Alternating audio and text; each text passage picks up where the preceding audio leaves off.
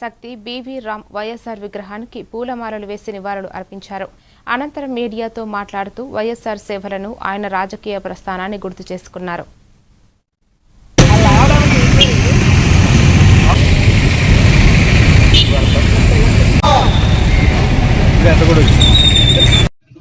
జననేత దివంగత doctor YS Rajasekhara Reddy గారు 77 జయంతి సందర్భంగా తెలుగు శక్తి ఆయన విగ్రహానికి ధన్యవాదాలు అర్పించాం.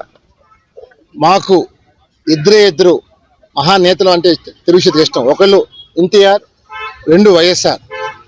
మరి ఈవేళ వైఎస్ఆర్ రాజశేఖర రెడ్డి అంటే ఒక వ్యక్తి కాదు, ఆయన చేసిన కార్యక్రమాలు కానీ ఇవి కానీ ఏది చేసినా వినూత్నం చేశారు.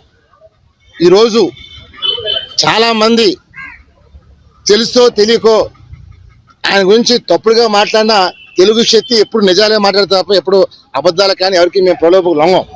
ఎందుకంటే రాజశేఖర రెడ్డి గారు ఆయన ఒక పాదయాత్ర, అదొక చరిత్రాత్మక పాదయాత్ర. ఎందుకంటే అలాంటి పాదయాత్ర ఎప్పుడు చూడలేదు, ఆయనే మొదలుపెట్టారు.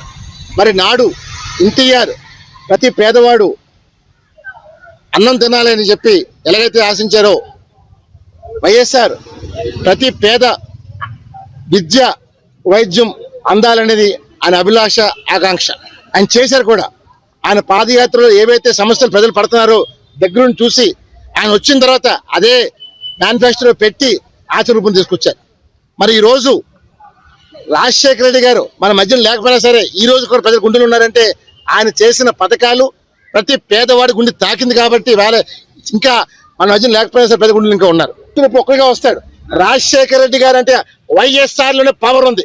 ఆ నాడు ఎన్టీఆర్, తర్వాత వైఎస్ఆర్, వీళ్ళిద్దరే తప్ప ఈ రాష్ట్రం తెలుగు జాతి గర్వించే ముద్దుబిడ్డలు. డెఫినెట్ గా వైఎస్ఆర్ ఆశయాలు ముందుకు తీసుకెళ్తారు. ఎవరు